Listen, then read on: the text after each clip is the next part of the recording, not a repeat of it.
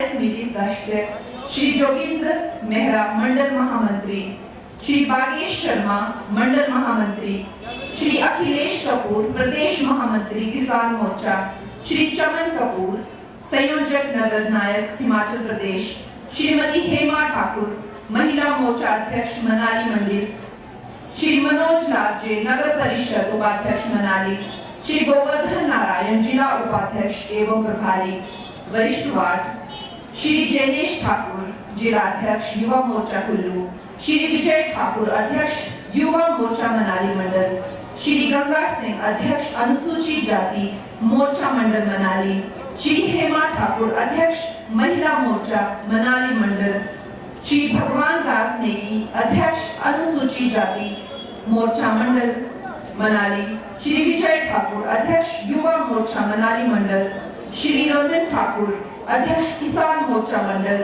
श्री चमन महंत अध्यक्ष ओबीसी मोर्चा मनाली मंडल, श्री सुंदर ठाकुर वरिष्ठ मंडल संयोजक मनाली, श्री मुकेश ठाकुर अध्यक्ष होटल एसोसिएशन मनाली, श्री चंद्र मोहन शर्मा जिला परिषद, श्री मकर ध्वज शर्मा जिला अध्यक्ष देव समाज प्रकोष्ठ, श्री नवल नेगी विस्तारक मनाली, श्री पन्ना लाल जी प्रभारी नगोसी, श्री मोहर सिंह प्रभारी, श्री हीरा लाल प्रभारी मंडल वार्ड एवं मेरे मीडिया के प्रिंट इलेक्ट्रॉनिक के दोस्तों और मेरे सारे मनाली और आसपास के गांव से आए भाई बहन बुजुर्ग बच्चों, ये मेरा ना जाने कितने जन्मों का पुण्य कर्म है जो आज मुझे सौभाग्य से ये दिन देखना पड़ा है।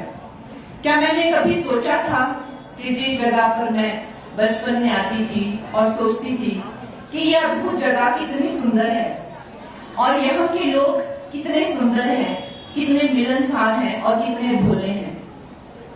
उस वक्त मेरा मन हुआ था जो मनु ऋषि की जो ये तप भूमि है, हडिम्बा माता की जो ये भूमि है, इससे मैं किसी तरह से जुड़ूं, इससे मेरा संबंध बने। और अवश्य ही वो दिन आया जब मुझे शहरों में बहुत ऊंचा मुकाम मिला, तो मेरा दिल ऐसा हुआ कि मैं गांव के किसी छोटे से कोने में जाकर गांव का एक सामान्य जीवन जीऊं और वहां के शहर के शोर शराबे से दूर कहीं अपना घर मनाली के किसी कोने में बनाऊं। और ऐसी कार्तिकेय स्वामी की भी कृपा मुझ पर हुई कि सिरसा गांव में मुझे जमीन मिली। गोविंद ठाकुर जी मेरे निकटतम पड़ोसी हैं, रवि जी भी मेरे पड़ोसी हैं। और ये इतनी विचित्र घटना है कि मेरे माता पिता जानते हैं कि जब हम वहां भूमि पूजन कर रहे थे और समस्त सिरसा गांव वाले भी, हमारे पंडित जी भी हैं जो कार्तिकेय स्वामी जी के मंदिर की पूजा पाठ करते हैं, कि वहां पे जब हमने पूजा के लिए नारियल रखा तो वो नारियल स्वयं ही फूटकर 2 टुकड़ों में हो गया।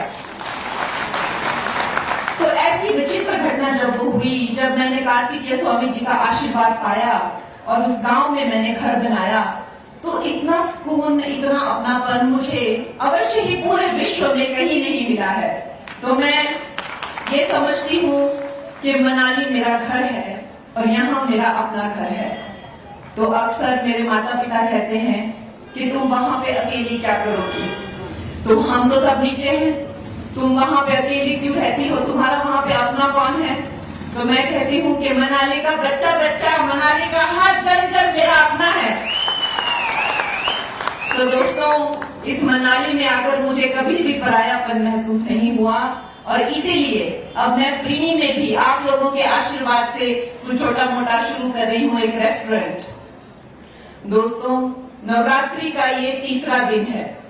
इस पावन तृतीय नवरात्रि पे आपको पता है पूरा देश जो है वो देवी की पूजा में लीन है। माता का अनुष्ठान हो रहा है, छोटी छोटी बच्चियों को लाकर उनके पैर धोए जा रहे हैं, उनको शालुएं दिए जा रहे हैं, टीकू दिए जा रहे हैं, बिंदियां लगाई जा रही है, प्रसाद और दक्षिणा दी जा रही है। इस तरह से हर जगह नारी शक्ति की जो है पूजा हो रही है, वंदन हो रहा है।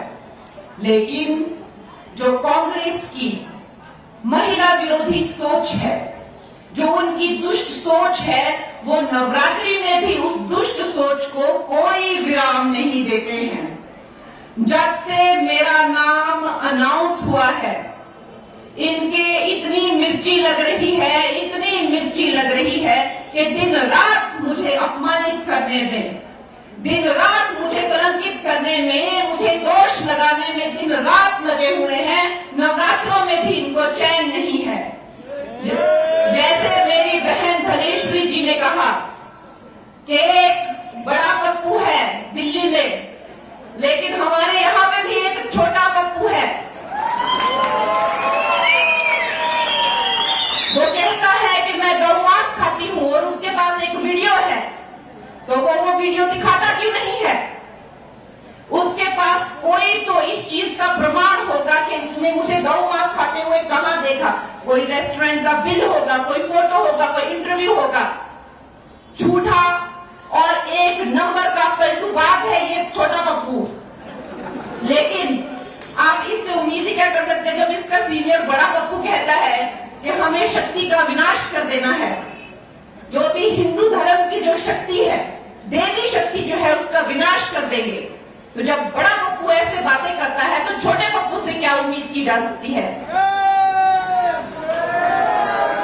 छोटा पप्पू मुझे कहता है कि ये कलंकित है, ये अपवित्र है और इसको देवभूमि में आके पवित्र होना चाहिए। मैं उसको पूछना चाहती हूं कि उसे क्यों लगता है कि मैं अपवित्र हूं? क्योंकि मैंने अपने बाप के नाम के बिना, अपनी मां के नाम के बिना, अपने आप खुद अपना नाम मुंबई नगरी में बनाया, इसलिए उसको लगता है मैं अपवित्र हूं। उसको क्यों लगता है मैं अपवित्र हूं? क्योंकि मैं पॉलिटिक्स में आना चाहती हूं। उसकी क्यों जलती है कि मैं पॉलिटिक्स में आना चाहती हूं? मैं अपनी महिला बहनों को पूछना चाहती हूं कि ये जो पुरुष प्रधान समाज है, आज तक हमने इनको वोट दिए हैं, आज तक हमने सब सपोर्ट किया है, लेकिन आप अपनी आंखें बंद कीजिए और अपने आप से पूछिए, जब आप सोचते हैं कि सेंटर में कितनी महिलाएं हैं, मिनिस्टर कितनी महिलाएं आपके सामने आती हैं? 2-3। आप जब राज्य में सोचते हैं कितनी महिलाएं मंत्री या मुख्यमंत्री हैं, कितनी महिलाएं आपके आंखों के सामने आती हैं? 2-3। यही क्या हमारी बेटियों का भविष्य है? आज जब मैं पॉलिटिक्स में, ये पुरुष प्रधान समाज में, अगर आपकी मनाली की बेटी, अगर आपके मंडी की बेटी अपना छोटा अस्तित्व ढूंढ रही है, अपनी छोटी सी जगह ढूंढ रही है, तो उसमें जो लोगों को मिर्ची लगती है, तो ये चाहते क्या है कि हमारी बेटियां पॉलिटिक्स में आए ही नहीं? क्या ये पॉलिटिक्स जो है सिर्फ और सिर्फ पुरुषों के लिए ही रह जाए? एक तरफ ये पुरुष हैं और एक तरफ हमारे मोदी जी हैं, जिन्होंने महिलाओं को 33% आरक्षण दिया पॉलिटिक्स के लिए। आज मैं ये सब पप्पुओं को, जो भी है, जो मुझे धमका रहे हैं, मैं चुनौती देती हूं कि ये तुम्हारे बाप दादाओं की रियासत नहीं है जो तुम मुझे डरा के धमका के यहां से बाहर भेज दोगे। ये नरेंद्र मोदी का नया भारत है। यहां एक छोटा सा गरीब मां का बच्चा जो चाय बेचता था रेलवे स्टेशन पर, आज वो इस धरती का, इस देश का सर्वोच्च नायक है, सर्वोच्च प्रधान है, सबसे बड़ा प्रधान सेवक है। ये वो भारत है। मैं गरीब घर की बेटी, मैं ये चुनाव जीतूंगी, लड़ूंगी और बार बार जीतूंगी।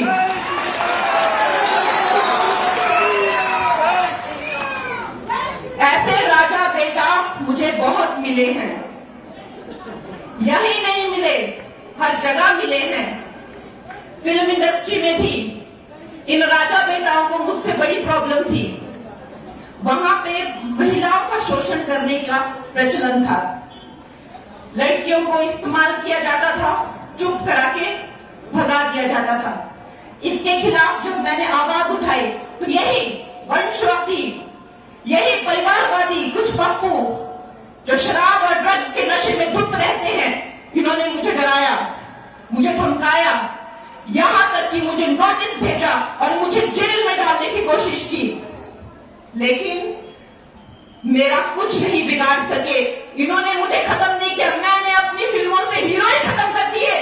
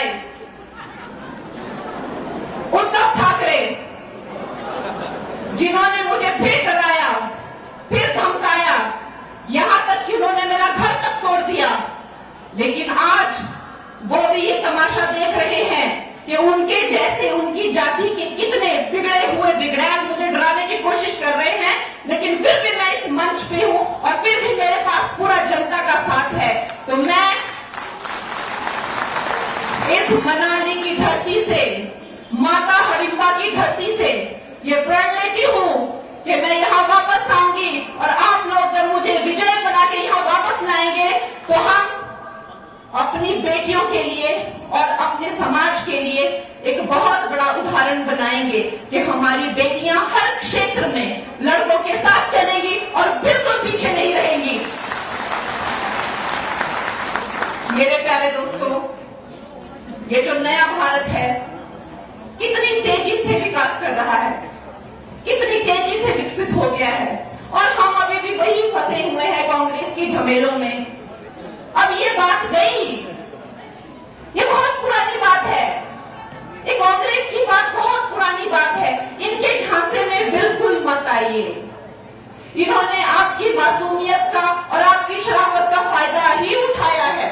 कहां मिले आपको 1500 रुपए, कहां मिली आपको नौकरियां? इन लोगों के झांसे में मत, सारे देश ने इनसे मुंह फेर लिया है। अब आप लोग वापस उस दुनिया में मत जाइए जिस दुनिया में हमारा भारत भ्रष्टाचार से, गरीबी से और करप्शन से पूरी तरह से पीड़ित था। वापस उस जगह मत जाइए। अब हम बहुत आगे निकल चुके हैं। वो करप्शन की महामारी से हम बहुत आगे निकल चुके हैं। कहा तो हम 11वें नंबर पे थे, अब हम 5वें से, तीसरे से पहले नंबर की बातें कर रहे हैं। ऐसे इकोनॉमी हम बन रहे हैं। नेशनल हाईवे यहाँ पे देखिए मनाली में, क्या कितने सारे रोड्स आ गए हैं। हमारी जो बहनें हैं, हमारी जो बेटियां हैं, उनको शौचालय से लेकर, मकान से लेकर, गैस सिलेंडर से लेकर, पानी के कनेक्शन से लेकर, बिजली से लेकर, अरे इन्होंने तो, कांग्रेस वालों ने तो बिजली का कोयला तक खा लिया। हर स्कैम से, हर करप्शन ने इन्होंने कुछ नहीं छोड़ा। जब आजादी के 70 सालों तक भी हजारों गांवों में बिजली नहीं थी, और वो बिजली गांव में लाकर दी नरेंद्र मोदी जी ने। जब सब कुछ ही हमें नरेंद्र मोदी देते हैं, तो हम फिर किसी और को वोट क्यों दें? दोस्तों, ये हमारा बहुत बड़ा मौका है। ये हमारा वो मौका है जब आपको अपनी बेटी को आगे करके, देखिए जो मेंबर ऑफ पार्लियामेंट होता है वो सेंटर से कनेक्टेड होता है, और सेंटर में जिसकी सरकार होगी काम तो वही कर पाएगा। और ये सारा दुनिया जानती है, सिर्फ भारत नहीं, सारी दुनिया जानती है कि आएगा तो मोदी ही।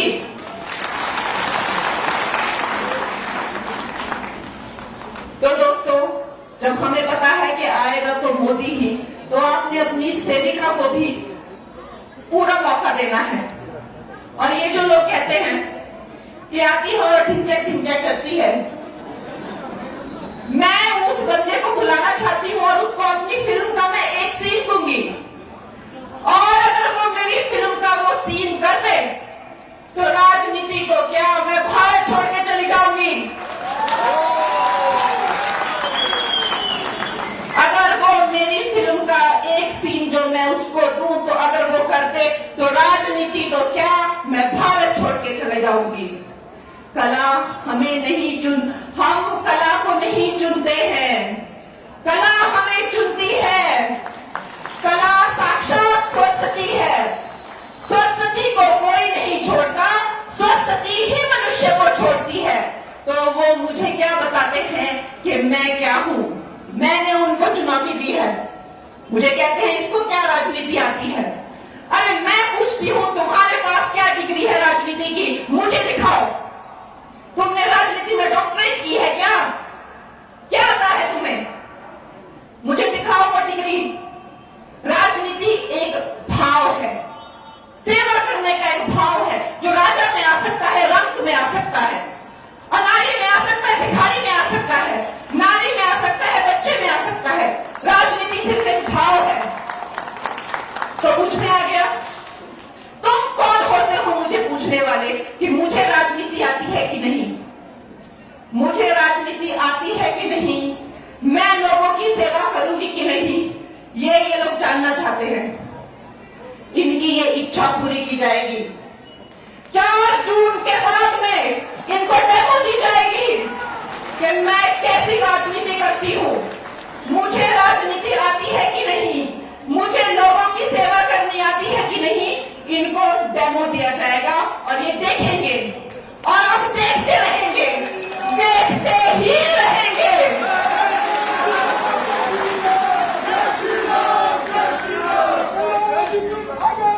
दोस्तों, मुझे जब मैं इस जगह पे आई थी तो मैंने नहीं सोचा था कि कि ये गांव के लोग, इस शहर के लोग मुझे अपनाएंगे या अपना समझेंगे या अपना बनाएंगे। लेकिन देखिए, क्या कार्तिकेय भगवान की कृपा हुई है, क्या माता हडिम्बा की कृपा हुई है कि मेरे गांव से भी बढ़कर न जाने कितने लोग, कितने गांव मेरे साथ आकर जुड़ गए हैं।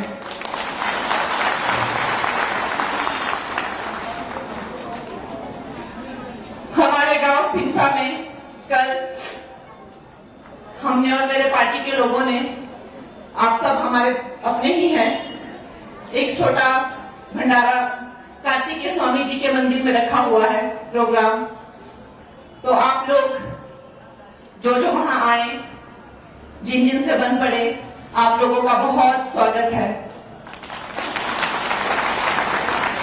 दोस्तों, हिमाचल में हमारी जो शिखर नेतृत्व है, उनकी बड़ी योजनाएं हैं। उन्होंने हमें बिलासपुर में इतना बड़ा एम्स बना के दिया, आयुष्मान में हमें 5-5 लाख के फ्री के इलाज दे रहे हैं स्वास्थ्य बीमा में, उसका हिम केयर करके भी एक्सटेंशन किया हुआ है। फिर 3 नए नाहन में, हमीरपुर में, चंबा में मेडिकल कॉलेजेस खोल दिए हैं, ऊना में पीजीआई सैटेलाइट सेंटर खोल दिया है, अटल इंस्टीट्यूट शिमला में खोल दिया है। ऐसे न जाने कितने काम हो रहे हैं दोस्तों। अब उन कामों में रुकावट नहीं आनी चाहिए। 400 पार का हमारा एक लक्ष्य है। 400 पार में एक मोती मंडी का भी होना चाहिए।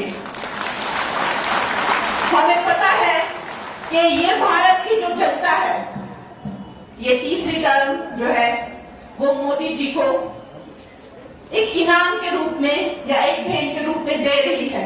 मोदी जी की झोली में हमें मंडी का मोती भी डालना है।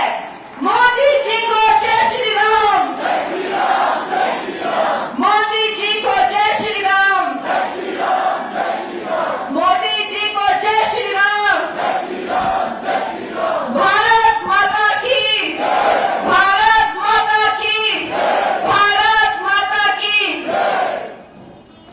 श्री राम, जय श्री राम, जय श्री राम। चंद्रा जी को जय श्री राम, जय श्री राम, जय श्री राम। बहुत बहुत धन्यवाद। जय हिंद। धन्यवाद गोविंद जी। यही समय है, यही समय है। भारत माता की, माता की वंदे, वंदे। फूल नहीं चिंगारी है, फूल नहीं चिंगारी है। अब मैं संबोधन के लिए मंडी संसदीय क्षेत्र की भारतीय जनता पार्टी की प्रत्याशी बहन सुश्री गंगानंद जी को मंच पर आमंत्रित करना चाहता हूं कि वो अपना संबोधन आपके बीच में रखे। बहन गंगानंद जी।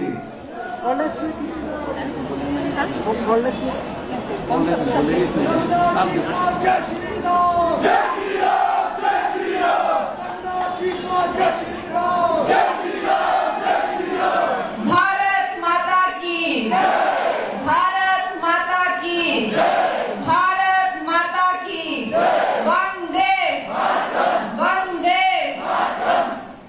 मैं आज आभारी हूँ श्री गोविंद ठाकुर जी की, प्रभारी मंडी संसदीय क्षेत्र एवं प्रदेश उपाध्यक्ष भारतीय जनता पार्टी, रवि ठाकुर जी पूर्व विधायक एवं भाजपा प्रत्याशी लाहौल स्पीति, श्री ठाकुर दास मंडल अध्यक्ष मनाली, श्री अरविंद चंदेल जिला अध्यक्ष कुल्लू, श्री दुर्गा ठाकुर मंडल संयोजक मनाली, श्रीमती धनेश्वरी ठाकुर प्रदेश कार्य समिति सदस्य, श्री जोगिंद्र मेहरा मंडल महामंत्री, श्री बागेश शर्मा मंडल महामंत्री, श्री अखिलेश कपूर प्रदेश महामंत्री किसान मोर्चा, श्री चमन कपूर संयोजक नगद नायक हिमाचल प्रदेश, श्रीमती हेमा ठाकुर महिला मोर्चा अध्यक्ष मनाली मंडल, श्री मनोज लालजे नगर परिषद उपाध्यक्ष मनाली, श्री गोवर्धन नारायण जिला उपाध्यक्ष एवं प्रभारी, वरिष्ठ वार्ड, श्री जयनेश ठाकुर जिला अध्यक्ष युवा मोर्चा कुल्लू, श्री विजय ठाकुर अध्यक्ष युवा मोर्चा मनाली मंडल, श्री गंगा सिंह अध्यक्ष अनुसूचित जाति मोर्चा मंडल मनाली, श्री हेमा ठाकुर अध्यक्ष महिला मोर्चा मनाली मंडल, श्री भगवान दास नेगी अध्यक्ष अनुसूचित जाति मोर्चा मंडल मनाली, श्री विजय ठाकुर अध्यक्ष युवा मोर्चा मनाली मंडल, श्री रंजन ठाकुर अध्यक्ष किसान मोर्चा मंडल, श्री चमन महंत अध्यक्ष ओबीसी मोर्चा मनाली मंडल, श्री सुंदर ठाकुर वरिष्ठ मंडल संयोजक मनाली, श्री मुकेश ठाकुर अध्यक्ष होटल एसोसिएशन मनाली, श्री चंद्र मोहन शर्मा जिला परिषद, श्री मकर ध्वज शर्मा जिला अध्यक्ष देव समाज प्रकोष्ठ, श्री नवल नेगी विस्तारक मनाली, श्री पन्ना लाल जी प्रभारी नगोसी, श्री मोहर सिंह प्रभारी, श्री हीरा लाल प्रभारी मंडल वार्ड एवं मेरे मीडिया के प्रिंट इलेक्ट्रॉनिक के दोस्तों और मेरे सारे मनाली और आसपास के गांव से आए भाई बहन बुजुर्ग बच्चों, ये मेरा ना जाने कितने जन्मों का पुण्य कर्म है जो आज मुझे सौभाग्य से ये दिन देखना पड़ा है। क्या मैंने कभी सोचा था कि जिस जगह पर मैं बचपन में आती थी और सोचती थी कि यह अद्भुत जगह कितनी सुंदर है और यहाँ के लोग कितने सुंदर हैं, कितने मिलनसार हैं और कितने भोले हैं। उस वक्त मेरा मन हुआ था जो मनु ऋषि की जो ये तप भूमि है, हडिम्बा माता की जो ये भूमि है, इससे मैं किसी तरह से जुड़ूं, इससे मेरा संबंध बने। और अवश्य ही वो दिन आया जब मुझे शहरों में बहुत ऊंचा मुकाम मिला, तो मेरा दिल ऐसा हुआ कि मैं गांव के किसी छोटे से कोने में जाकर गांव का एक सामान्य जीवन जीऊं और वहां के शहर के शोर शराबे से दूर कहीं अपना घर मनाली के किसी कोने में बनाऊं। और ऐसी कार्तिकेय स्वामी की भी कृपा मुझ पर हुई कि सिरसा गांव में मुझे जमीन मिली। गोविंद ठाकुर जी मेरे निकटतम पड़ोसी हैं, रवि जी भी मेरे पड़ोसी हैं। और ये इतनी विचित्र घटना है कि मेरे माता पिता जानते हैं कि जब हम वहां भूमि पूजन कर रहे थे और समस्त सिरसा गांव वाले भी, हमारे पंडित जी भी हैं जो कार्तिकेय स्वामी जी के मंदिर की पूजा पाठ करते हैं, कि वहां पे जब हमने पूजा के लिए नारियल रखा तो वो नारियल स्वयं ही फूटकर 2 टुकड़ों में हो गया। तो ऐसी विचित्र घटना जब वो हुई, जब मैंने कार्तिकेय स्वामी जी का आशीर्वाद पाया और उस गांव में मैंने घर बनाया, तो इतना सुकून, इतना अपनापन मुझे अवश्य ही पूरे विश्व में कहीं नहीं मिला है। तो मैं ये समझती हूँ कि मनाली मेरा घर है और यहाँ मेरा अपना घर है। तो अक्सर मेरे माता पिता कहते हैं कि तुम वहां पे अकेली क्या करोगी, तो हम तो सब नीचे हैं, तुम वहां पे अकेली क्यों रहती हो, तुम्हारा वहां पे अपना कौन है। तो मैं कहती हूँ कि मनाली का बच्चा बच्चा, मनाली का हर जन मेरा अपना है। तो दोस्तों, इस मनाली में आकर मुझे कभी भी परायापन महसूस नहीं हुआ और इसीलिए अब मैं प्रीणी में भी आप लोगों के आशीर्वाद से कुछ छोटा मोटा शुरू कर रही हूँ, एक रेस्टोरेंट। दोस्तों, नवरात्रि का ये तीसरा दिन है।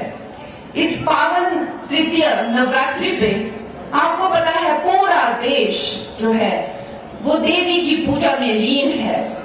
माता का अनुष्ठान हो रहा है, छोटी छोटी बच्चियों को लाकर उनके पैर धोए जा रहे हैं, उनको शालुएं दिए जा रहे हैं, टीकू दिए जा रहे हैं, बिंदियां लगाई जा रही है, प्रसाद और दक्षिणा दी जा रही है। इस तरह से हर जगह नारी शक्ति की जो है पूजा हो रही है, वंदन हो रहा है। लेकिन जो कांग्रेस की महिला विरोधी सोच है, जो उनकी दुष्ट सोच है, वो नवरात्रि में भी उस दुष्ट सोच को कोई विराम नहीं देते हैं। जब से मेरा नाम अनाउंस हुआ है, इनके इतनी मिर्ची लग रही है, इतनी मिर्ची लग रही है कि दिन रात मुझे अपमानित करने में, दिन रात मुझे कलंकित करने में, मुझे दोष लगाने में दिन रात लगे हुए हैं। नवरात्रों में भी इनको चैन नहीं है।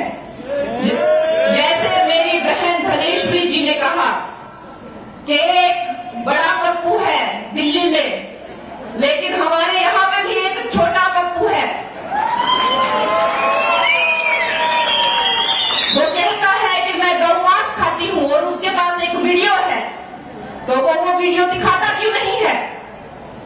उसके पास कोई तो इस चीज का प्रमाण होगा कि उसने मुझे गौ मांस खाते हुए कहां देखा।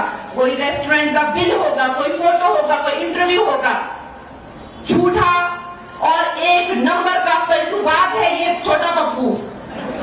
लेकिन आप इससे उम्मीद ही क्या कर सकते हैं जब इसका सीनियर बड़ा पप्पू कहता है कि हमें शक्ति का विनाश कर देना है, जो भी हिंदू धर्म की जो शक्ति है, देवी शक्ति जो है उसका विनाश कर देंगे। तो जब बड़ा पप्पू ऐसे बातें करता है तो छोटे पप्पू से क्या उम्मीद की जा सकती है? छोटा पप्पू मुझे कहता है कि ये कलंकित है, ये अपवित्र है और इसको देवभूमि में आके पवित्र होना चाहिए। मैं उसको पूछना चाहती हूं कि उसे क्यों लगता है कि मैं अपवित्र हूं? क्योंकि मैंने अपने बाप के नाम के बिना, अपनी मां के नाम के बिना, अपने आप खुद अपना नाम मुंबई नगरी में बनाया, इसलिए उसको लगता है मैं अपवित्र हूं।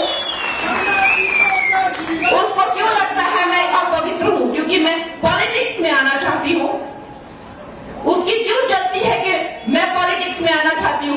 मैं अपनी महिला बहनों को पूछना चाहती हूं कि ये जो पुरुष प्रधान समाज है, आज तक हमने इनको वोट दिए हैं, आज तक हमने सब सपोर्ट किया है, लेकिन आप अपनी आंखें बंद कीजिए और अपने आप से पूछिए, जब आप सोचते हैं कि सेंटर में कितनी महिलाएं हैं, मिनिस्टर कितनी महिलाएं आपके सामने आती हैं? 2-3।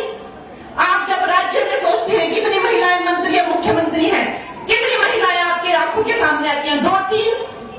यही क्या हमारी बेटियों का भविष्य है? आज जब मैं पॉलिटिक्स में, ये पुरुष प्रधान समाज में, अगर आपकी मनाली की बेटी, अगर आपके मंडी की बेटी अपना छोटा अस्तित्व ढूंढ रही है, अपनी छोटी सी जगह ढूंढ रही है, तो उसमें जो लोगों को मिर्ची लगती है, तो ये चाहते क्या है कि हमारी बेटियां पॉलिटिक्स में आए ही नहीं? क्या ये पॉलिटिक्स जो है सिर्फ और सिर्फ पुरुषों के लिए ही रह जाए? एक तरफ ये पुरुष हैं और एक तरफ हमारे मोदी जी हैं, जिन्होंने महिलाओं को 33% आरक्षण दिया पॉलिटिक्स के लिए।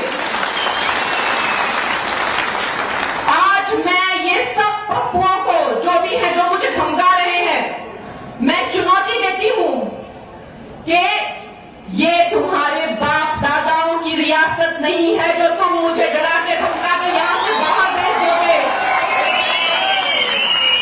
ये नरेंद्र मोदी का नया भारत है।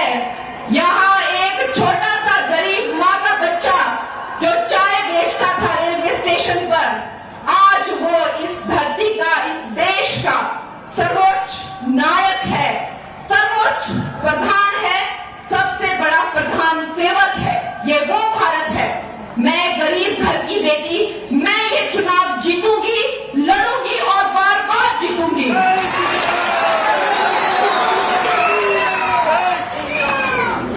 ऐसे राजा बेटा मुझे बहुत मिले हैं, यही नहीं मिले, हर जगह मिले हैं।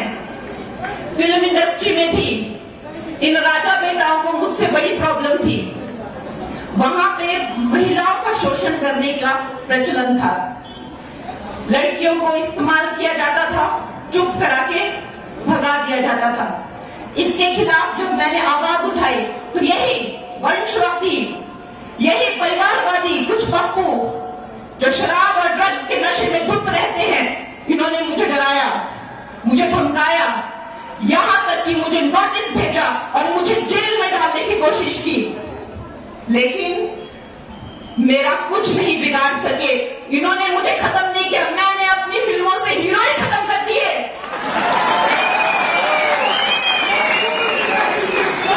मैंने ऐसी ऐसी फिल्में बनाई जिनमें से मैंने हीरो ही खत्म कर दिए। और मेरा साथ किसने दिया?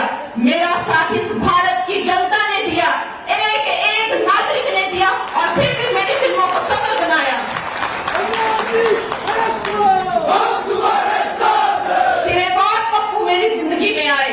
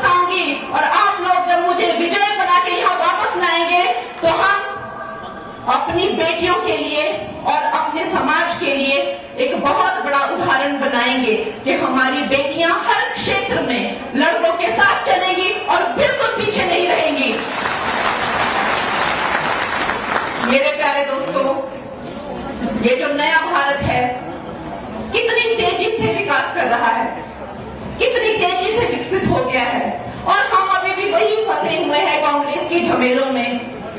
अब ये बात गई, ये बहुत पुरानी बात है, ये कांग्रेस की बात बहुत पुरानी बात है। इनके झांसे में बिल्कुल मत आइए। इन्होंने आपकी मासूमियत का और आपकी शराफत का फायदा ही उठाया है। कहां मिले आपको 1500 रुपए, कहां मिली आपको नौकरियां? इन लोगों के झांसे में मत, सारे देश ने इनसे मुंह फेर लिया है। अब आप लोग वापस उस दुनिया में मत जाइए जिस दुनिया में हमारा भारत भ्रष्टाचार से, गरीबी से और करप्शन से पूरी तरह से पीड़ित था। वापस उस जगह मत जाइए। अब हम बहुत आगे निकल चुके हैं। वो करप्शन की महामारी से हम बहुत आगे निकल चुके हैं। कहां तो हम 11वें नंबर पे थे, अब हम 5वें से, तीसरे से पहले नंबर की बातें कर रहे हैं। ऐसे इकोनॉमी हम बन रहे हैं। नेशनल हाईवे यहाँ पे देखिए, मनाली में क्या कितने सारे रोड्स आ गए हैं।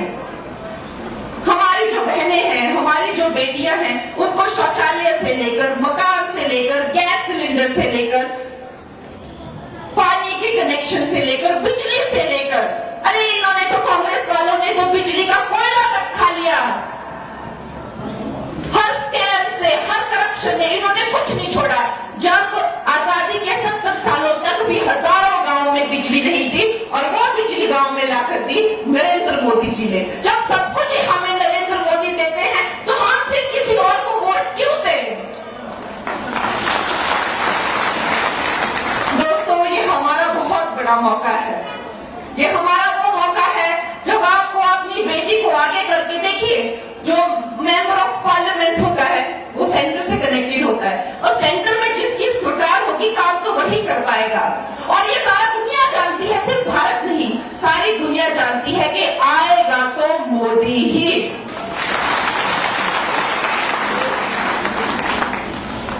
तो दोस्तों, जब हमें पता है कि आएगा तो मोदी ही, तो आपने अपनी सेविका को भी पूरा मौका देना है। और ये जो लोग कहते हैं कि आती है और ढिंचक ढिंचक करती है, मैं उस बंदे को बुलाना चाहती हूँ और उसको अपनी फिल्म का मैं एक सीन दूंगी, और अगर वो मेरी फिल्म का वो सीन कर दे तो राजनीति को क्या, मैं भारत छोड़ के चली जाऊंगी। अगर वो मेरी फिल्म का एक सीन जो मैं उसको दूं तो अगर वो कर दे तो राजनीति तो क्या, मैं भारत छोड़ के चले जाऊंगी। कला हमें नहीं हम कला को नहीं चुनते हैं, कला हमें चुनती है। कला साक्षात सरस्वती है। सरस्वती को कोई नहीं छोड़ता, सरस्वती ही मनुष्य को छोड़ती है। तो वो मुझे क्या बताते हैं कि मैं क्या हूं? मैंने उनको चुनौती दी है। मुझे कहते हैं इसको क्या राजनीति आती है? अरे मैं पूछती हूं तुम्हारे पास क्या डिग्री है राजनीति की? मुझे दिखाओ। तुमने राजनीति में डॉक्टरेट की है क्या? क्या आता है तुम्हें? मुझे दिखाओ वो डिग्री। राजनीति एक भाव है, सेवा करने का एक भाव है जो राजा में आ सकता है, रंग में आ सकता है, अनारी में आ सकता है, भिखारी में आ सकता है, नारी में आ सकता है, बच्चे में आ सकता है। राजनीति सिर्फ एक भाव है। तो मुझ में आ गया। तुम कौन होते हो मुझे पूछने वाले कि मुझे राजनीति आती है कि नहीं? मुझे राजनीति आती है कि नहीं? मैं लोगों की सेवा करूंगी कि नहीं? ये लोग जानना चाहते हैं। इनकी ये इच्छा पूरी की जाएगी। 4 जून के बाद में इनको डेमो दी जाएगी कि मैं कैसी राजनीति करती हूं। मुझे राजनीति आती है कि नहीं, मुझे लोगों की सेवा करनी आती है कि नहीं, इनको डेमो दिया जाएगा और ये देखेंगे और अब देखते रहेंगे, देखते ही रहेंगे।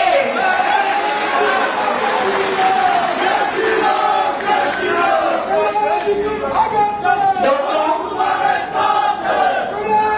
मुझे जब मैं इस जगह पे आई थी तो मैंने नहीं सोचा था कि ये गांव के लोग, इस शहर के लोग मुझे अपनाएंगे या अपना समझेंगे या अपना बनाएंगे। लेकिन देखिए क्या प्राप्ति, क्या भगवान की कृपा हुई है, क्या माता हडिम्बा की कृपा हुई है कि मेरे गांव से भी बढ़कर न जाने कितने लोग, कितने गांव मेरे साथ आकर जुड़ गए हैं।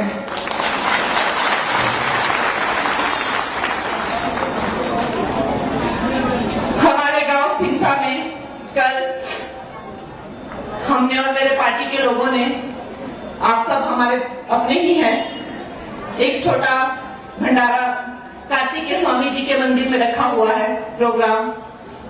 तो आप लोग जो वहां आए, जिन से बन पड़े, आप लोगों का बहुत स्वागत है।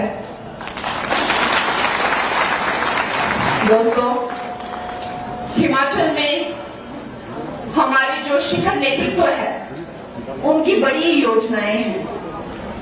उन्होंने हमें बिलासपुर में इतना बड़ा एम्स बना के दिया। आयुष्मान में हमें 5-5 लाख के फ्री के इलाज दे रहे हैं स्वास्थ्य बीमा में। उसका हिमकेयर करके भी एक्सटेंशन किया हुआ है। फिर 3 नए नाहन में, हमीरपुर में, चंबा में मेडिकल कॉलेजेस खोल दिए हैं। ऊना में पीजीआई सैटेलाइट सेंटर खोल दिया है। अटल इंस्टीट्यूट शिमला में खोल दिया है। ऐसे न जाने कितने काम हो रहे हैं दोस्तों। अब उन कामों में रुकावट नहीं आनी चाहिए। 400 पार का हमारा एक लक्ष्य है।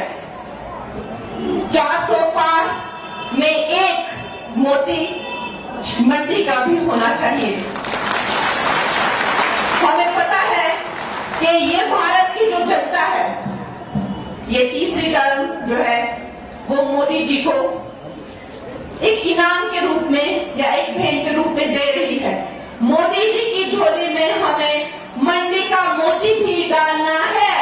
मोदी जी को जय श्री राम, जय श्री राम, जय श्री राम। मोदी जी को जय श्री राम, जय श्री राम, जय श्री राम। मोदी जी को जय श्री राम, जय श्री राम, जय श्री राम। भारत माता की, भारत माता की श्री राम, जय श्री राम, जय श्री राम। जगन्नाथ जी को जय श्री राम, जय श्री राम, जय श्री राम। बहुत बहुत धन्यवाद। जय हिंद। धन्यवाद गोविंद जी। यही समय है, यही समय है। भारत माता की, माता की वंदे, वंदे। फूल नहीं चिंगारी है, फूल नहीं चिंगारी है। अब मैं संबोधन के लिए मंडी संसदीय क्षेत्र की भारतीय जनता पार्टी की प्रत्याशी बहन सुश्री कंगना जी को मंच पर आमंत्रित करना चाहता हूं कि वो अपना संबोधन आपके बीच में रखे। बहन कंगना जी।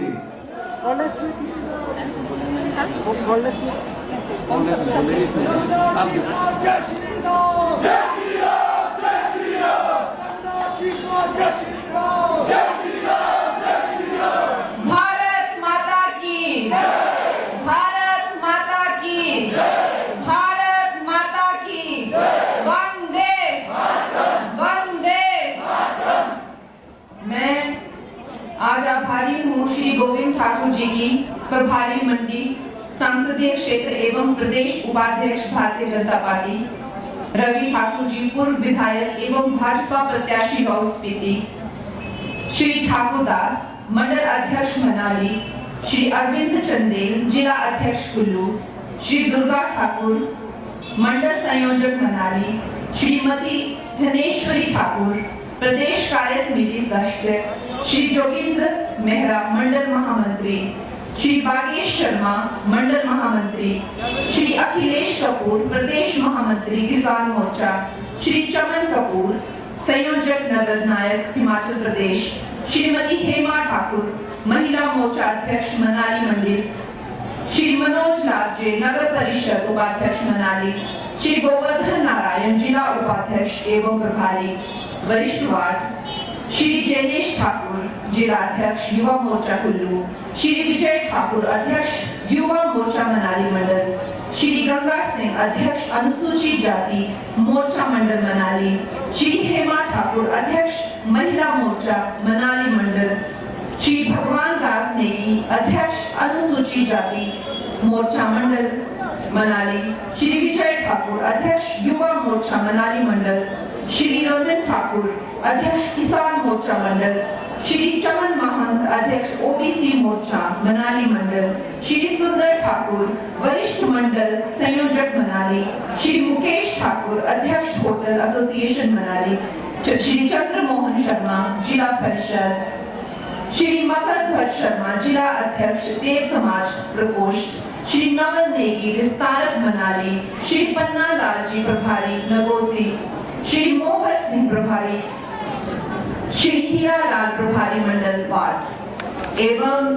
मेरे मीडिया के प्रिंट इलेक्ट्रॉनिक के दोस्तों और मेरे सारे मनाली और आसपास के गांव से आए भाई बहन बुजुर्ग बच्चों, ये मेरा ना जाने कितने जन्मों का पुण्य कर्म है जो आज मुझे सौभाग्य से ये दिन देखना पड़ा है।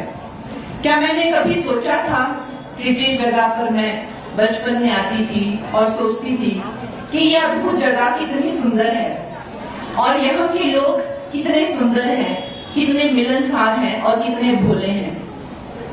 उस वक्त मेरा मन हुआ था जो मनु ऋषि की जो ये तप भूमि है, खड़िमा माता की जो ये भूमि है, इससे मैं किसी न किसी तरीके से जुड़ूं, इससे मेरा संबंध बने।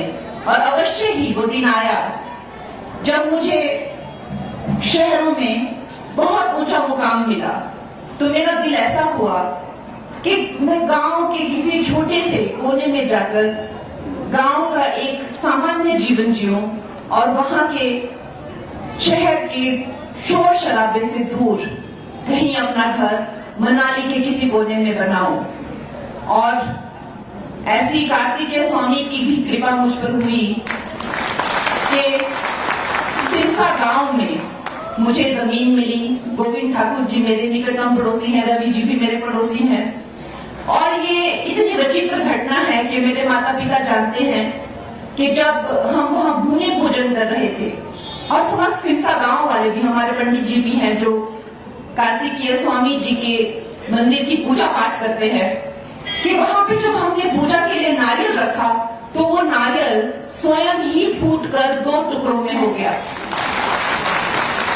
तो ऐसी विचित्र घटना जब वो हुई, जब मैंने कार्तिकेय स्वामी जी का आशीर्वाद पाया और उस गांव में मैंने घर बनाया, तो इतना सुकून, इतना अपनापन मुझे अवश्य ही पूरे विश्व में कहीं नहीं मिला है। तो मैं ये समझती हूँ कि मनाली मेरा घर है और यहाँ मेरा अपना घर है।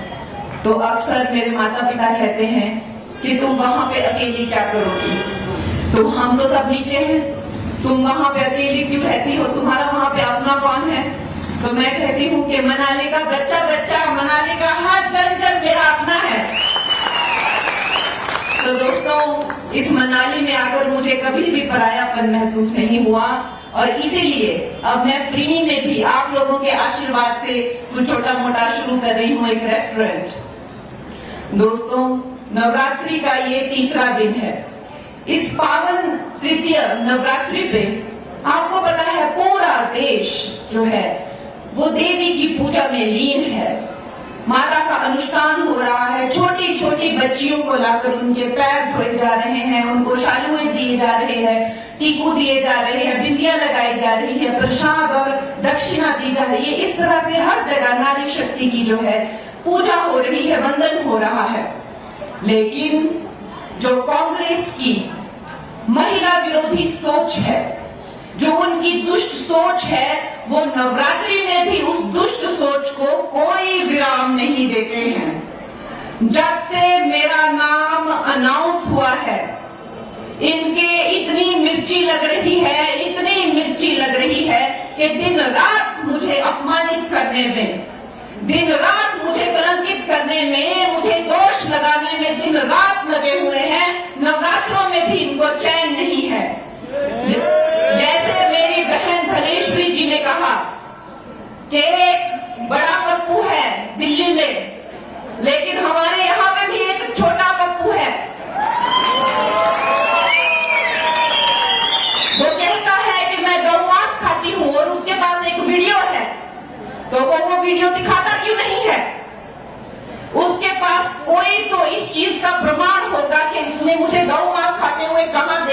कोई रेस्टोरेंट का बिल होगा, कोई फोटो होगा, कोई इंटरव्यू होगा। झूठा और एक नंबर का पलटूबाज है ये छोटा पप्पू।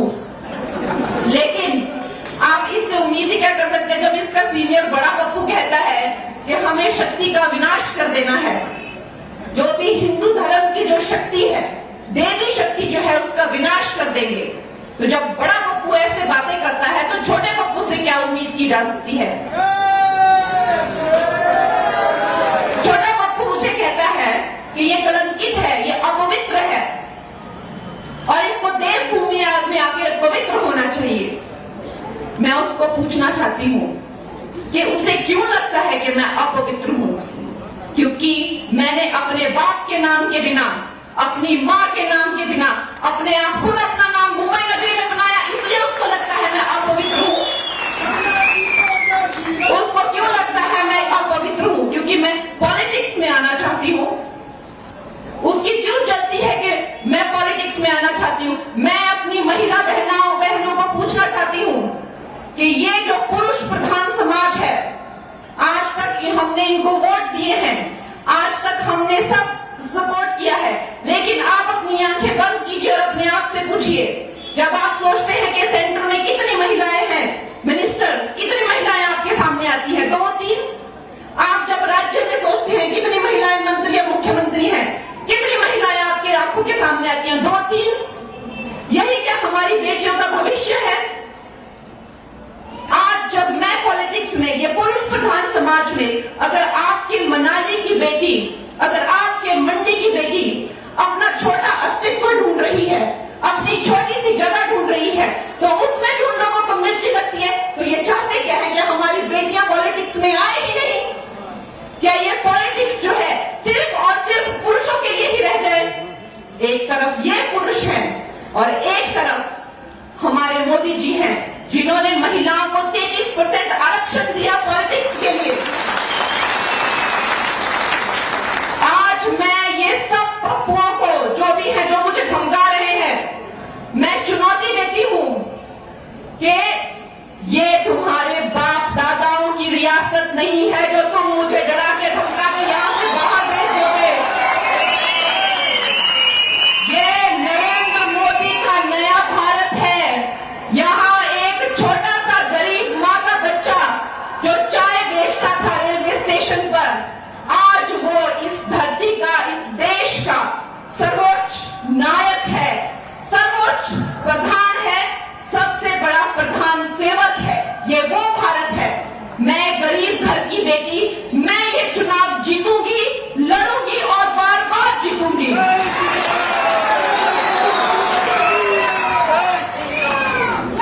ऐसे राजा बेटा मुझे बहुत मिले हैं, यही नहीं मिले, हर जगह मिले हैं। फिल्म इंडस्ट्री में भी इन राजा बेटाओं को मुझसे बड़ी प्रॉब्लम थी।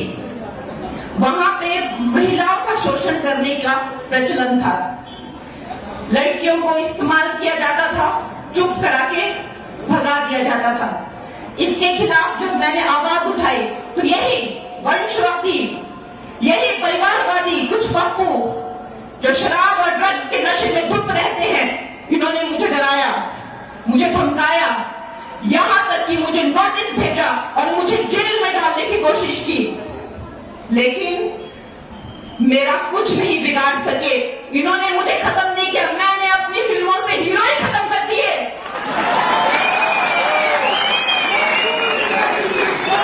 मैंने ऐसी ऐसी फिल्में बनाई जिनमें से मैंने हीरो ही खत्म कर दिए। और मेरा साथ किसने दिया?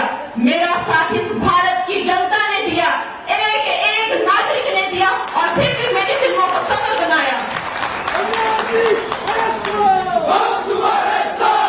फिर एक और पप्पू मेरी जिंदगी में आए,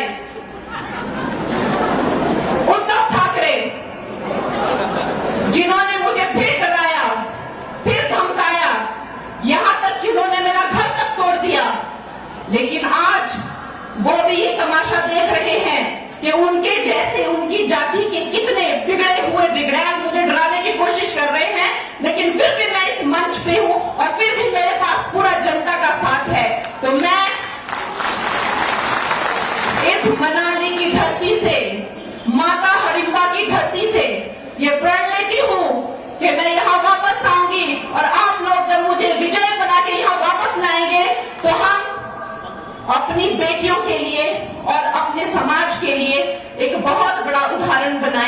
कि हमारी बेटियां हर क्षेत्र में लड़कों के साथ चलेंगी और बिल्कुल पीछे नहीं रहेंगी। मेरे प्यारे दोस्तों, ये जो नया भारत है कितनी तेजी से विकास कर रहा है, कितनी तेजी से विकसित हो गया है, और हम अभी भी वही फंसे हुए हैं कांग्रेस की झमेलों में। अब ये बात गई, ये बहुत पुरानी बात है, ये कांग्रेस की बात बहुत पुरानी बात है। इनके झांसे में बिल्कुल मत आइए। इन्होंने आपकी मासूमियत का और आपकी शराफत का फायदा ही उठाया है। कहां मिले आपको 1500 रुपए, कहां मिली आपको नौकरियां? इन लोगों के झांसे में मत, सारे देश ने इनसे मुंह फेर लिया है। अब आप लोग वापस उस दुनिया में मत जाइए जिस दुनिया में हमारा भारत भ्रष्टाचार से, गरीबी से और करप्शन से पूरी तरह से पीड़ित था। वापस उस जगह मत जाइए। अब हम बहुत आगे निकल चुके हैं, वो करप्शन की महामारी से हम बहुत आगे निकल चुके हैं। कहां तो हम 11वें नंबर पे थे, अब हम 5वें से, तीसरे से पहले नंबर की बातें कर रहे हैं। ऐसी इकोनॉमी हम बन रहे हैं। नेशनल हाईवे यहाँ पे देखिए मनाली में क्या कितने सारे रोड्स आ गए हैं। हमारी जो बहनें हैं, हमारी जो बेटियां हैं, उनको शौचालय से लेकर, मकान से लेकर, गैस सिलेंडर से लेकर, पानी के कनेक्शन से लेकर, बिजली से लेकर, अरे इन्होंने तो, कांग्रेस वालों ने तो बिजली का कोयला तक खा लिया। हर स्कैम से, हर करप्शन ने इन्होंने कुछ नहीं छोड़ा। जब आजादी के 70 सालों तक भी हजारों गांवों में बिजली नहीं थी, और वो बिजली गांव में लाकर दी नरेंद्र मोदी जी ने। जब सब कुछ ही हमें नरेंद्र मोदी देते हैं, तो हम फिर किसी और को वोट क्यों दें? दोस्तों, ये हमारा बहुत बड़ा मौका है। ये हमारा वो मौका है जब आपको अपनी बेटी को आगे करके, देखिए जो मेंबर ऑफ पार्लियामेंट होता है वो सेंटर से कनेक्टेड होता है, और सेंटर में जिसकी सरकार होगी काम तो वही कर पाएगा। और ये सारा दुनिया जानती है, सिर्फ भारत नहीं, सारी दुनिया जानती है कि आएगा तो मोदी ही।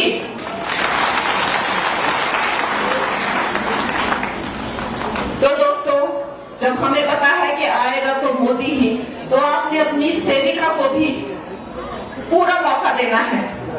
और ये जो लोग कहते हैं कि आती है और ढिंचक ढिंचक करती है,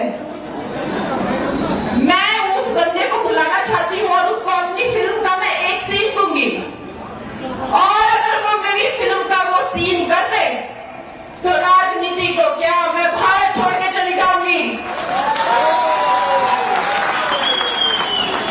अगर वो मेरी फिल्म का एक सीन जो मैं उसको दूं, तो अगर वो कर दे तो राजनीति तो क्या, मैं भारत छोड़ के चले जाऊंगी। कला हमें नहीं हम कला को नहीं चुनते हैं, कला हमें चुनती है। कला साक्षात सरस्वती है। सरस्वती को कोई नहीं छोड़ता, सरस्वती ही मनुष्य को छोड़ती है। तो वो मुझे क्या बताते हैं कि मैं क्या हूं? मैंने उनको चुनौती दी है, मुझे कहते हैं इसको क्या राजनीति आती है? अरे मैं पूछती हूं तुम्हारे पास क्या डिग्री है राजनीति की? मुझे दिखाओ। तुमने राजनीति में डॉक्टरेट की है क्या? क्या आता है तुम्हें? मुझे दिखाओ वो डिग्री। राजनीति एक भाव है, सेवा करने का एक भाव है, जो राजा में आ सकता है, रंग में आ सकता है, अनारी में आ सकता है, भिखारी में आ सकता है, नारी में आ सकता है, बच्चे में आ सकता है। राजनीति सिर्फ एक भाव है। तो पूछ में आ गया, तुम कौन होते हो मुझे पूछने वाले कि मुझे राजनीति आती है कि नहीं? मुझे राजनीति आती है कि नहीं, मैं लोगों की सेवा करूंगी कि नहीं, ये लोग जानना चाहते हैं। इनकी ये इच्छा पूरी की जाएगी। 4 जून के बाद में इनको डेमो दी जाएगी कि मैं कैसी राजनीति करती हूं, मुझे राजनीति आती है कि नहीं, मुझे लोगों की सेवा करनी आती है कि नहीं। इनको डेमो दिया जाएगा और ये देखेंगे, और अब देखते रहेंगे, देखते ही रहेंगे।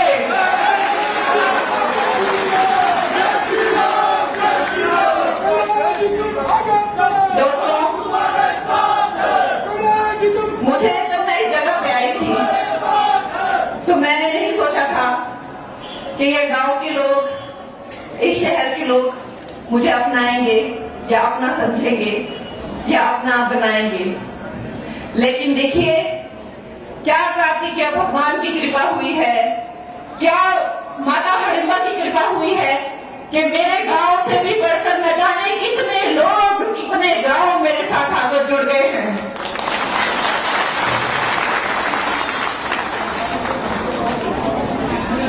हमारे गांव सिमसा में कल हमने और मेरे पार्टी के लोगों ने, आप सब हमारे अपने ही हैं, एक छोटा भंडारा कार्तिकेय स्वामी जी के मंदिर में रखा हुआ है प्रोग्राम। तो आप लोग जो जो वहां आए, जिन जिन से बन पड़े, आप लोगों का बहुत स्वागत है।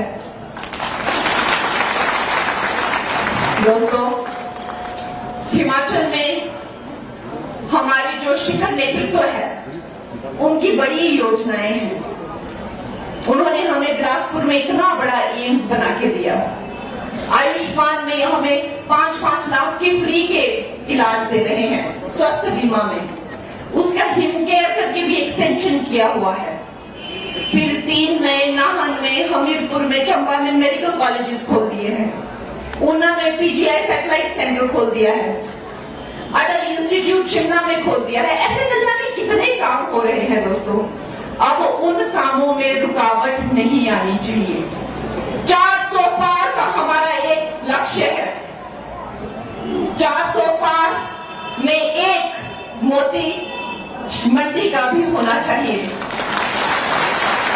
हमें पता है कि ये भारत की जो जनता है, ये तीसरी टर्म जो है वो मोदी जी को एक इनाम के रूप में या एक भेंट के रूप में दे रही है।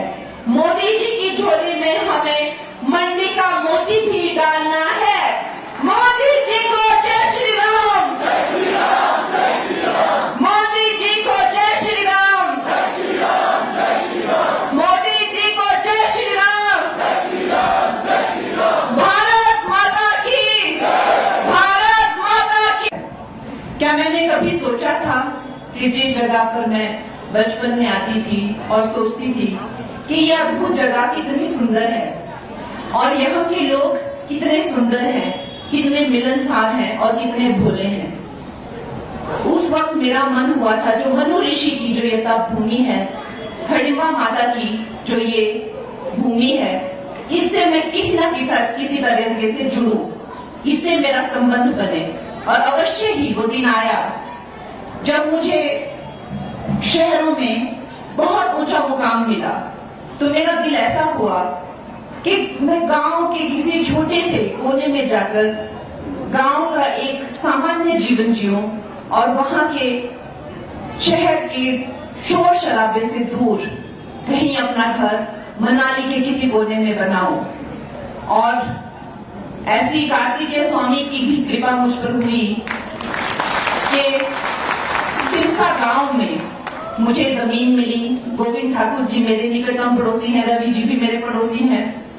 और ये इतनी विचित्र घटना है कि मेरे माता पिता जानते हैं कि जब हम वहां भूमि पूजन कर रहे थे, और समस्त सिमसा गांव वाले भी, हमारे पंडित जी भी हैं जो कार्तिकेय स्वामी जी के मंदिर की पूजा पाठ करते हैं, कि वहां पे जब हमने पूजा के लिए नारियल रखा तो वो नारियल स्वयं ही फूटकर 2 टुकड़ों में हो गया। तो ऐसी विचित्र घटना जब वो हुई, जब मैंने कार्तिकेय स्वामी जी का आशीर्वाद पाया और उस गांव में मैंने घर बनाया, तो इतना सुकून, इतना अपनापन मुझे अवश्य ही पूरे विश्व में कहीं नहीं मिला है। तो मैं ये समझती हूँ कि मनाली मेरा घर है और यहाँ मेरा अपना घर है। तो अक्सर मेरे माता पिता कहते हैं कि तुम वहां पे अकेली क्या करोगी, तो हम तो सब नीचे हैं, तुम वहां पे अकेली क्यों रहती हो, तुम्हारा वहां पे अपना कौन है। तो मैं कहती हूँ कि मनाली का बच्चा बच्चा, मनाली का हर जन जन मेरा अपना है। तो दोस्तों, इस मनाली में आकर मुझे कभी भी परायापन महसूस नहीं हुआ और इसीलिए अब मैं प्रीणी में भी आप लोगों के आशीर्वाद से कुछ छोटा मोटा शुरू कर रही हूँ, एक रेस्टोरेंट। दोस्तों, नवरात्रि का ये तीसरा दिन है। इस पावन तृतीय नवरात्रि पे आपको पता है पूरा देश जो है वो देवी की पूजा में लीन है। माता का अनुष्ठान हो रहा है, छोटी छोटी बच्चियों को लाकर उनके पैर धोए जा रहे हैं, उनको शालुएं दिए जा रहे हैं, टीकू दिए जा रहे हैं, बिंदियां लगाई जा रही है, प्रसाद और दक्षिणा दी जा रही है। इस तरह से हर जगह नारी शक्ति की जो है पूजा हो रही है, वंदन हो रहा है। लेकिन जो कांग्रेस की महिला विरोधी सोच है, जो उनकी दुष्ट सोच है, वो नवरात्रि में भी उस दुष्ट सोच को कोई विराम नहीं देते हैं। जब से मेरा नाम अनाउंस हुआ है, इनके इतनी मिर्ची लग रही है, इतनी मिर्ची लग रही है कि दिन रात मुझे अपमानित करने में, दिन रात मुझे कलंकित करने में, मुझे दोष लगाने में दिन रात लगे हुए हैं। नवरात्रों में भी इनको चैन नहीं है। जैसे मेरी बहन धनेश्वरी जी ने कहा कि एक बड़ा पप्पू है दिल्ली में, लेकिन हमारे यहां में भी एक छोटा पप्पू है। वो कहता है कि मैं गौ मांस खाती हूं और उसके पास एक वीडियो है, तो वो वीडियो दिखाता क्यों नहीं है? उसके पास कोई तो इस चीज का प्रमाण होगा कि उसने मुझे गौ मांस खाते हुए कहां देखा। कोई रेस्टोरेंट का बिल होगा, कोई फोटो होगा, कोई इंटरव्यू होगा। झूठा और एक नंबर का पलटूबाज है ये छोटा पप्पू। लेकिन आप इससे उम्मीद ही क्या कर सकते हैं जब इसका सीनियर बड़ा पप्पू कहता है कि हमें शक्ति का विनाश कर देना है। जो भी हिंदू धर्म की जो शक्ति है, देवी शक्ति जो है, उसका विनाश कर देंगे। तो जब बड़ा पप्पू ऐसे बातें करता है तो छोटे पप्पू से क्या उम्मीद की जा सकती है? छोटा पप्पू मुझे कहता है कि ये कलंकित है, ये अपवित्र है और इसको देवभूमि में आके पवित्र होना चाहिए। मैं उसको पूछना चाहती हूं कि उसे क्यों लगता है कि मैं अपवित्र हूं? क्योंकि मैंने अपने बाप के नाम के बिना, अपनी मां के नाम के बिना, अपने आप खुद अपना नाम मुंबई नगरी में बनाया, इसलिए उसको लगता है मैं अपवित्र हूं।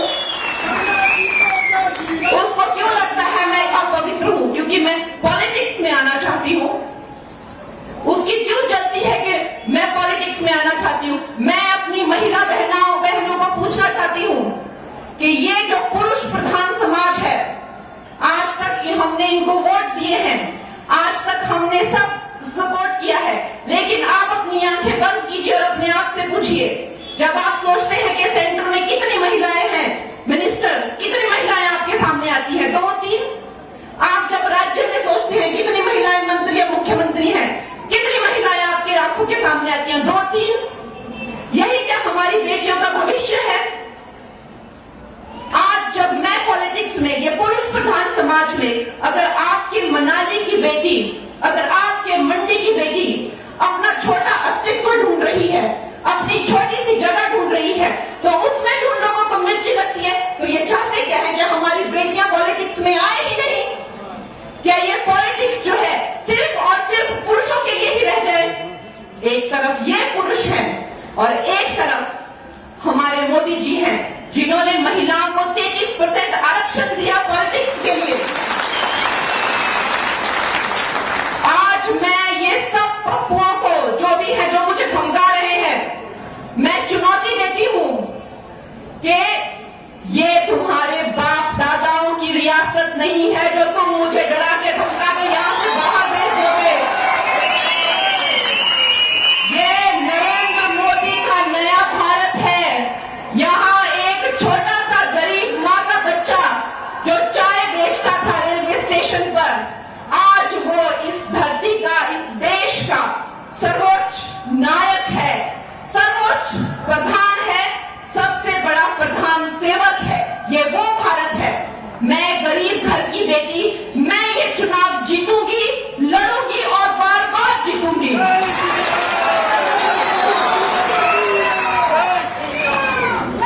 ऐसे राजा बेटा मुझे बहुत मिले हैं, यही नहीं मिले, हर जगह मिले हैं। फिल्म इंडस्ट्री में भी इन राजा बेटाओं को मुझसे बड़ी प्रॉब्लम थी। वहां पे महिलाओं का शोषण करने का प्रचलन था, लड़कियों को इस्तेमाल किया जाता था, चुप करा के भगा दिया जाता था। इसके खिलाफ जब मैंने आवाज उठाई तो यही वंशवादी, यही परिवारवादी कुछ पप्पू जो शराब और ड्रग्स के नशे में धुत रहते हैं, इन्होंने मुझे डराया, मुझे धमकाया, यहां तक कि मुझे नोटिस भेजा और मुझे जेल में डालने की कोशिश की। लेकिन मेरा कुछ नहीं बिगाड़ सके। इन्होंने मुझे खत्म नहीं किया, मैंने अपनी फिल्मों से हीरो ही खत्म कर दिए।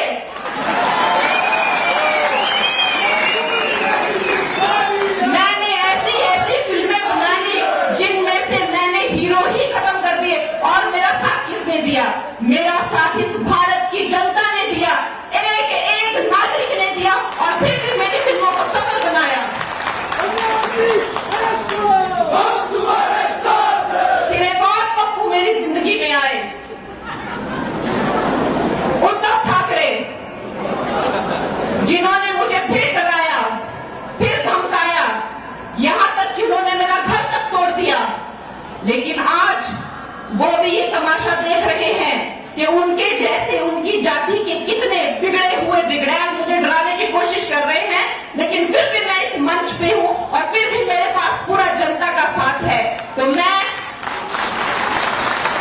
इस मनाली की धरती से, माता हडिम्बा की धरती से ये प्रण लेती हूं कि मैं यहां वापस आऊंगी और आप लोग जब मुझे विजय बना के यहां वापस लाएंगे तो हम अपनी बेटियों के लिए और अपने समाज के लिए एक बहुत बड़ा उदाहरण बनाएंगे कि हमारी बेटियां हर क्षेत्र में लड़कों के साथ चलेंगी और बिल्कुल पीछे नहीं रहेंगी।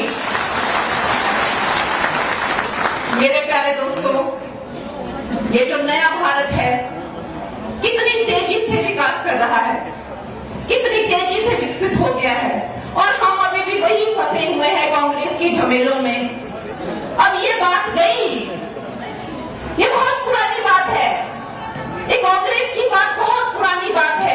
इनके झांसे में बिल्कुल मत आइए। इन्होंने आपकी मासूमियत का और आपकी शराफत का फायदा ही उठाया है। कहां मिले आपको 1500 रुपए, कहां मिली आपको नौकरियां? इन लोगों के झांसे में मत, सारे देश ने इनसे मुंह फेर लिया है। अब आप लोग वापस उस दुनिया में मत जाइए जिस दुनिया में हमारा भारत भ्रष्टाचार से, गरीबी से और करप्शन से पूरी तरह से पीड़ित था। वापस उस जगह मत जाइए। अब हम बहुत आगे निकल चुके हैं, वो करप्शन की महामारी से हम बहुत आगे निकल चुके हैं। कहां तो हम 11वें नंबर पे थे, अब हम 5वें से तीसरे से पहले नंबर की बातें कर रहे हैं। ऐसी इकोनॉमी हम बन रहे हैं।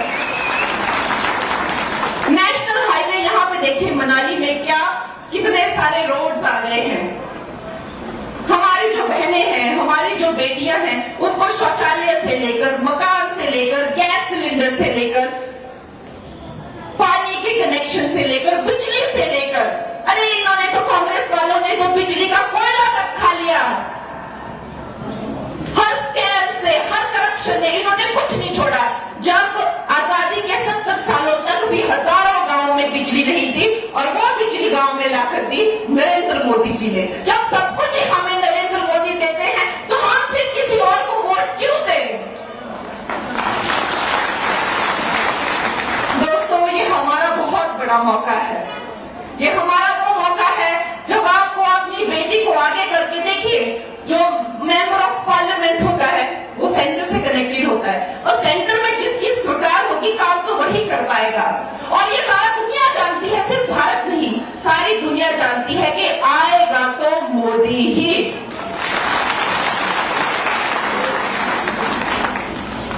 तो दोस्तों, जब हमें पता है कि आएगा तो मोदी ही, तो आपने अपनी सेविका को भी पूरा मौका देना है। और ये जो लोग कहते हैं कि आती है और ढिंचक ढिंचक करती है, मैं उस बंदे को बुलाना चाहती हूँ और उसको अपनी फिल्म का मैं एक सीन दूंगी और अगर वो मेरी फिल्म का वो सीन कर दे तो राजनीति को क्या, मैं भारत छोड़ के चली जाऊंगी। अगर वो मेरी फिल्म का एक सीन जो मैं उसको दूं तो अगर वो कर दे तो राजनीति तो क्या, मैं भारत छोड़ के चले जाऊंगी। कला हमें नहीं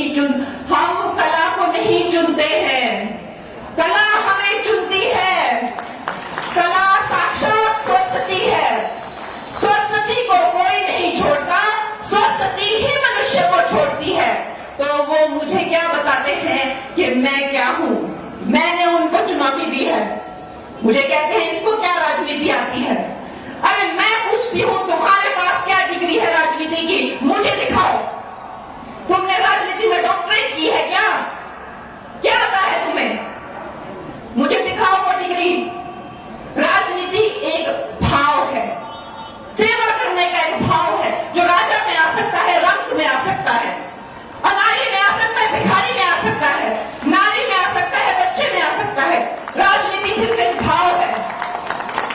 तो पूछ में आ गया, तुम कौन होते हो मुझे पूछने वाले कि मुझे राजनीति आती है कि नहीं, मुझे राजनीति आती है कि नहीं, मैं लोगों की सेवा करूंगी कि नहीं, ये लोग जानना चाहते हैं।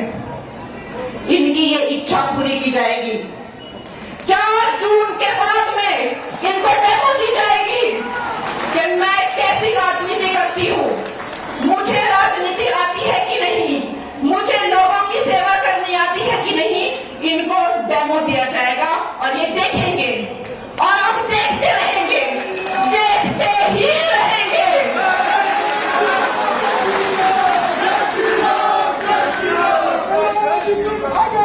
दोस्तों, मुझे जब मैं इस जगह पे आई थी तो मैंने नहीं सोचा था कि ये गांव के लोग, इस शहर के लोग मुझे अपनाएंगे या अपना समझेंगे या अपना बनाएंगे। लेकिन देखिए क्या कार्तिकेय भगवान की कृपा हुई है, क्या माता हडिम्बा की कृपा हुई है कि मेरे गांव से भी बढ़कर न जाने कितने लोग, कितने गांव मेरे साथ आकर जुड़ गए हैं।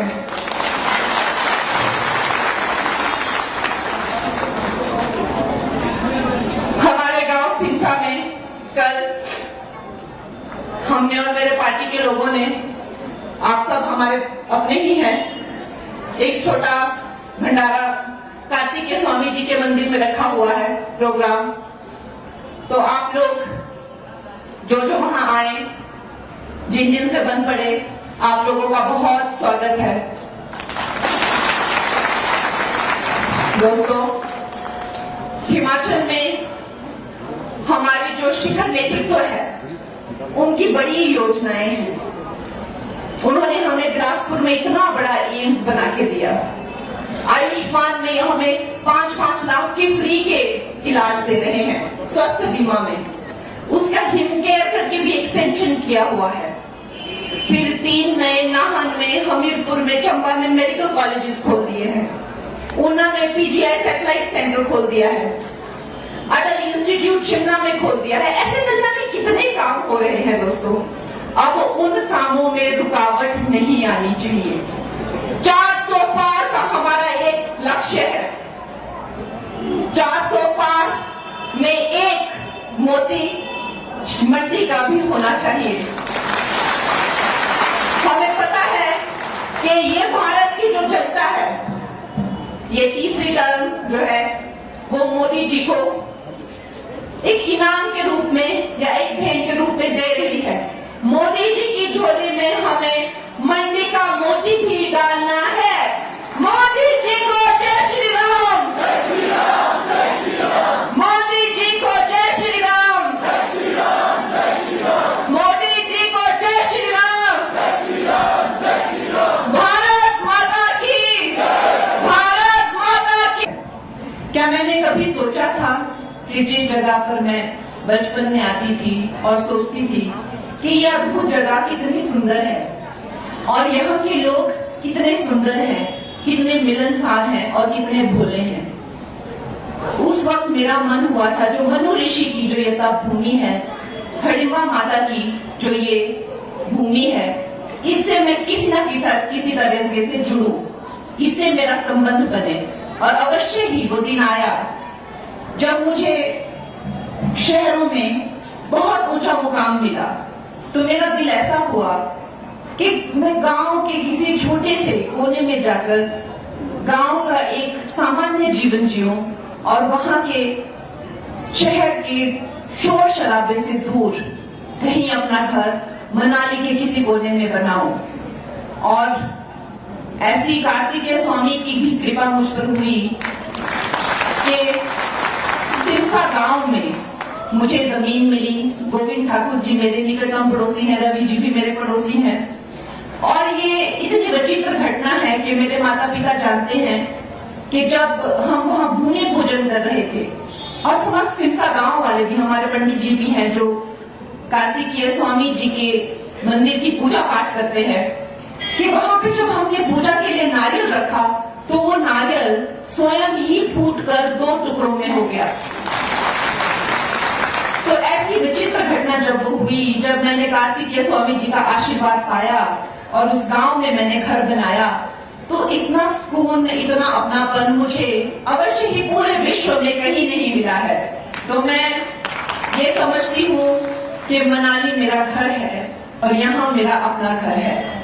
तो अक्सर मेरे माता पिता कहते हैं कि तुम वहां पे अकेली क्या करोगी, तो हम तो सब नीचे हैं, तुम वहां पे अकेली क्यों रहती हो, तुम्हारा वहां पे अपना कौन है।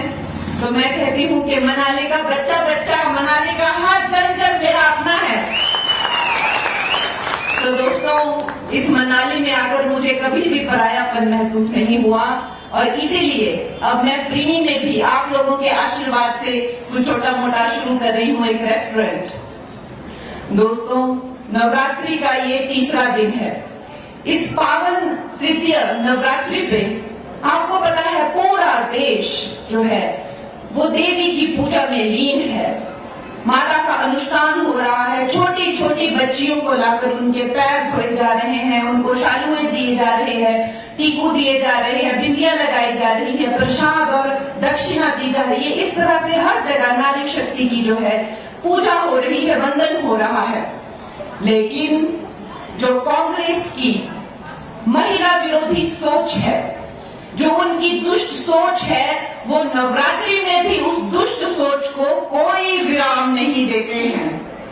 जब से मेरा नाम अनाउंस हुआ है, इनके इतनी मिर्ची लग रही है, इतनी मिर्ची लग रही है कि दिन रात मुझे अपमानित करने में, दिन रात मुझे कलंकित करने में, मुझे दोष लगाने में दिन रात लगे हुए हैं।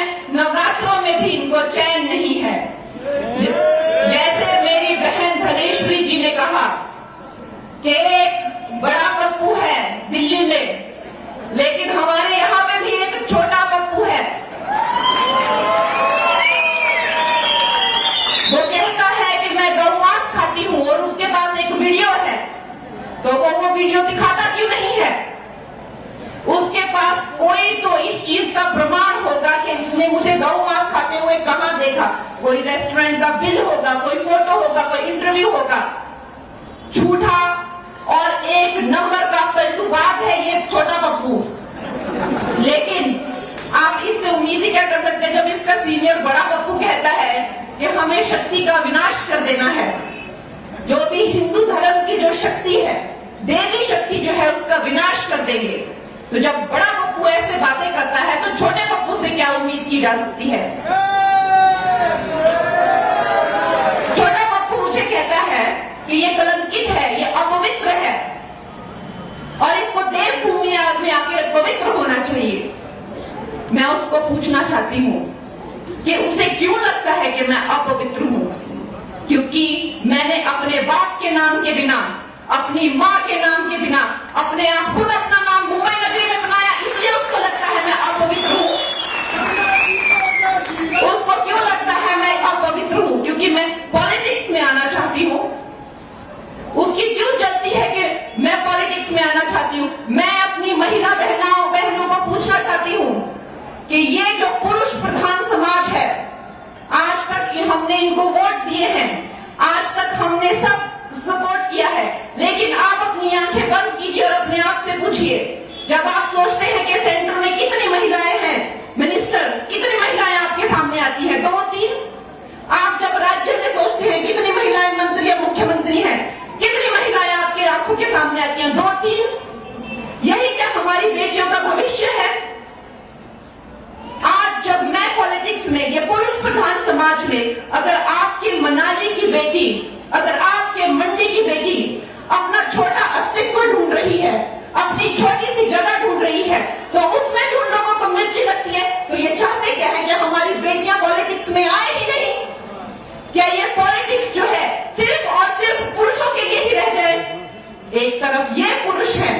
और एक तरफ हमारे मोदी जी हैं जिन्होंने महिलाओं को 33% आरक्षण दिया पॉलिटिक्स के लिए। आज मैं ये सब पप्पुओं को जो भी है जो मुझे धमका रहे हैं, मैं चुनौती देती हूं कि ये तुम्हारे बाप दादाओं की रियासत नहीं है जो तुम मुझे डरा के धमका के यहां से बाहर भेज दोगे। ये नरेंद्र मोदी का नया भारत है। यहां एक छोटा सा गरीब मां का बच्चा जो चाय बेचता था रेलवे स्टेशन पर, आज वो इस धरती का, इस देश का सर्वोच्च नायक है, सर्वोच्च प्रधान है, सबसे बड़ा प्रधान सेवक है। ये वो भारत है। मैं गरीब घर की बेटी, मैं ये चुनाव जीतूंगी, लड़ूंगी और बार बार जीतूंगी।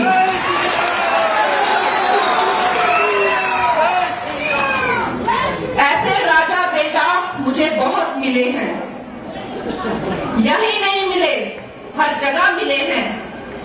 फिल्म इंडस्ट्री में भी इन राजा बेटाओं को मुझसे बड़ी प्रॉब्लम थी। वहां पे महिलाओं का शोषण करने का प्रचलन था, लड़कियों को इस्तेमाल किया जाता था, चुप करा के भगा दिया जाता था। इसके खिलाफ जब मैंने आवाज उठाई तो यही वंशवादी, यही परिवारवादी कुछ पप्पू जो शराब और ड्रग्स के नशे में धुत रहते हैं, इन्होंने मुझे डराया, मुझे धमकाया, यहां तक कि मुझे नोटिस भेजा और मुझे जेल में डालने की कोशिश की। लेकिन मेरा कुछ नहीं बिगाड़ सके। इन्होंने मुझे खत्म नहीं किया, मैंने अपनी फिल्मों से हीरो ही खत्म कर दिए।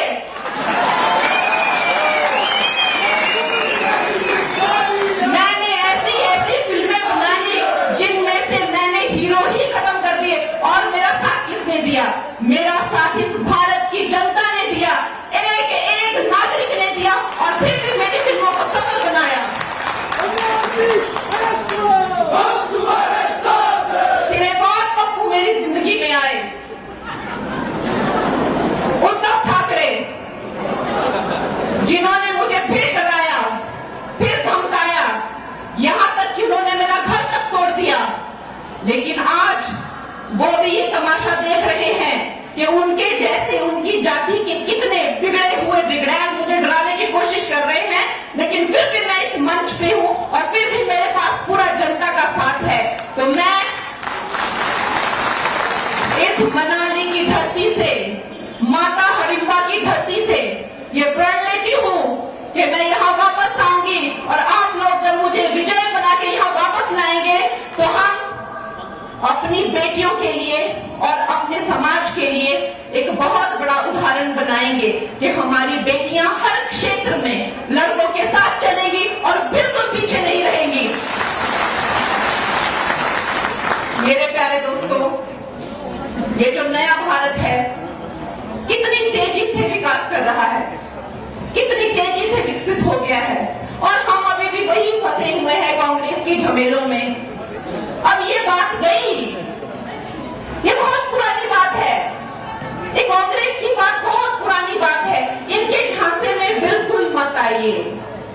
इन्होंने आपकी मासूमियत का और आपकी शराफत का फायदा ही उठाया है। कहां मिले आपको 1500 रुपए, कहां मिली आपको नौकरियां? इन लोगों के झांसे में मत, सारे देश ने इनसे मुंह फेर लिया है। अब आप लोग वापस उस दुनिया में मत जाइए जिस दुनिया में हमारा भारत भ्रष्टाचार से, गरीबी से और करप्शन से पूरी तरह से पीड़ित था। वापस उस जगह मत जाइए। अब हम बहुत आगे निकल चुके हैं, वो करप्शन की महामारी से हम बहुत आगे निकल चुके हैं। कहां तो हम 11वें नंबर पे थे, अब हम 5वें से तीसरे से पहले नंबर की बातें कर रहे हैं। ऐसे इकोनॉमी हम बन रहे हैं। नेशनल हाईवे यहाँ पे देखिए मनाली में क्या कितने सारे रोड्स आ गए हैं। हमारी जो बहनें हैं, हमारी जो बेटियां हैं, उनको शौचालय से लेकर, मकान से लेकर, गैस सिलेंडर से लेकर, पानी के कनेक्शन से लेकर, बिजली से लेकर, अरे इन्होंने तो, कांग्रेस वालों ने तो बिजली का कोयला तक खा लिया। हर स्कैम से, हर करप्शन ने इन्होंने कुछ नहीं छोड़ा।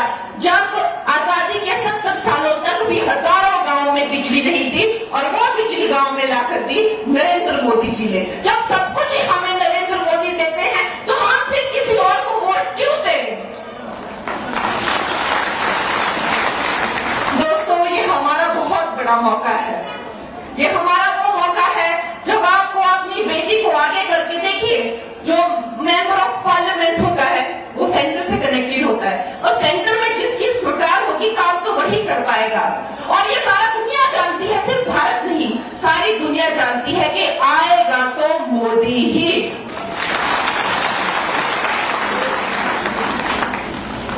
तो दोस्तों, जब हमें पता है कि आएगा तो मोदी ही, तो आपने अपनी सेविका को भी पूरा मौका देना है। और ये जो लोग कहते हैं कि आती है और ढिंचक ढिंचक करती है, मैं उस बंदे को बुलाना चाहती हूँ और उसको अपनी फिल्म का मैं एक सीन दूंगी और अगर वो मेरी फिल्म का वो सीन कर दे तो राजनीति को क्या, मैं भारत छोड़ के चली जाऊंगी। अगर वो मेरी फिल्म का एक सीन जो मैं उसको दूं तो अगर वो कर दे तो राजनीति तो क्या, मैं भारत छोड़ के चले जाऊंगी। कला हमें नहीं हम कला को नहीं चुनते हैं, कला हमें चुनती है। कला साक्षात सरस्वती है। सरस्वती को कोई नहीं छोड़ता, सरस्वती ही मनुष्य को छोड़ती है। तो वो मुझे क्या बताते हैं कि मैं क्या हूं? मैंने उनको चुनौती दी है। मुझे कहते हैं इसको क्या राजनीति आती है?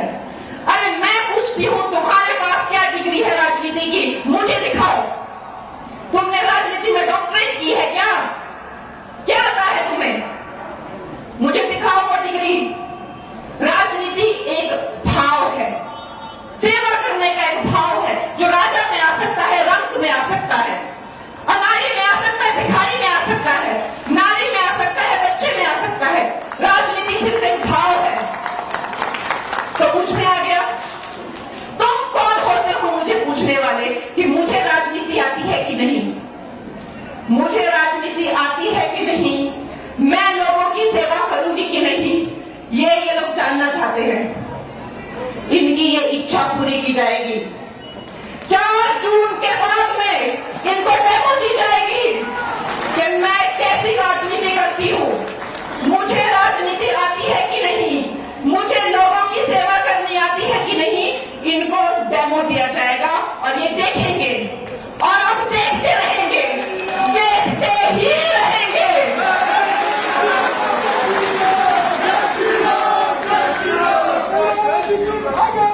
दोस्तों, मुझे जब मैं इस जगह पे आई थी तो मैंने नहीं सोचा था कि ये गांव के लोग, इस शहर के लोग मुझे अपनाएंगे या अपना समझेंगे या अपना बनाएंगे। लेकिन देखिए क्या कार्तिकेय भगवान की कृपा हुई है, क्या माता हडिम्बा की कृपा हुई है कि मेरे गांव से भी बढ़कर न जाने कितने लोग, कितने गांव मेरे साथ आकर जुड़ गए हैं।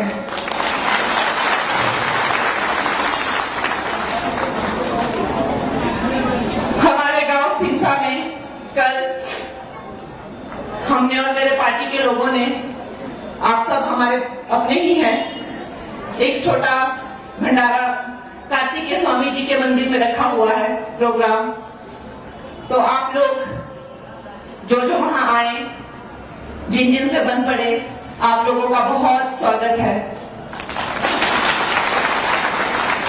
दोस्तों, हिमाचल में हमारे जो शिखर नेतृत्व है उनकी बड़ी योजनाएं हैं। उन्होंने हमें बिलासपुर में इतना बड़ा एम्स बना के दिया। आयुष्मान में हमें 5-5 लाख के फ्री के इलाज दे रहे हैं स्वास्थ्य बीमा में। उसका हिमकेयर करके भी एक्सटेंशन किया हुआ है। फिर 3 नए नाहन में, हमीरपुर में, चंबा में मेडिकल कॉलेजेस खोल दिए हैं। ऊना में पीजीआई सैटेलाइट सेंटर खोल दिया है। अटल इंस्टीट्यूट शिमला में खोल दिया है। ऐसे न जाने कितने काम हो रहे हैं दोस्तों। अब उन कामों में रुकावट नहीं आनी चाहिए। 400 पार का हमारा एक लक्ष्य है।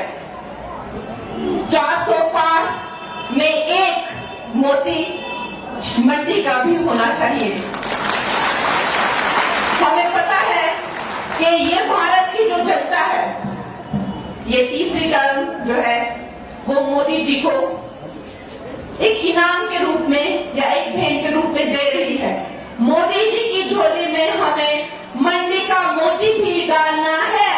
मोदी जी को जय श्री राम, जय श्री राम, जय श्री राम। मोदी जी को जय श्री राम, जय श्री राम, जय श्री राम। मोदी जी को जय श्री राम, जय श्री राम, जय श्री राम। भारत माता की जय, भारत माता की। क्या मैंने कभी सोचा था कि जिस जगह पर मैं बचपन में आती थी और सोचती थी कि यह अद्भुत जगह कितनी सुंदर है और यहाँ के लोग कितने सुंदर हैं, कितने मिलनसार हैं और कितने भोले हैं। उस वक्त मेरा मन हुआ था जो मनु ऋषि की जो ये तप भूमि है, हडिम्बा माता की जो ये भूमि है, इससे मैं किसी न किसी तरीके से जुड़ूं, इससे मेरा संबंध बने। और अवश्य ही वो दिन आया जब मुझे शहरों में बहुत ऊंचा मुकाम मिला, तो मेरा दिल ऐसा हुआ कि मैं गांव के किसी छोटे से कोने में जाकर गांव का एक सामान्य जीवन जीऊं और वहां के शहर के शोर शराबे से दूर कहीं अपना घर मनाली के किसी कोने में बनाऊं। और ऐसी कार्तिकेय स्वामी की भी कृपा मुझ पर हुई कि सिरसा गांव में मुझे जमीन मिली। गोविंद ठाकुर जी मेरे निकटतम पड़ोसी हैं, रवि जी भी मेरे पड़ोसी हैं।